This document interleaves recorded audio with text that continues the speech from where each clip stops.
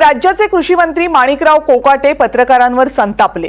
त्यांना पत्रकारांनी काही प्रश्न विचारण्याचा प्रयत्न केला, मात्र टीआरपी साठी तुम्ही खोट्या बातम्या पसरवता, खोट्या बातम्या दाखवता असं म्हणत माणिकराव कोकाटे संतापले।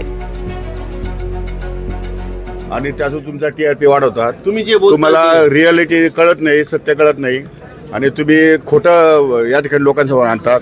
त्यामुळे मला प्रेसला कुठलेही स्टेटमेंट करण्याची आवश्यकता वाटत नाही।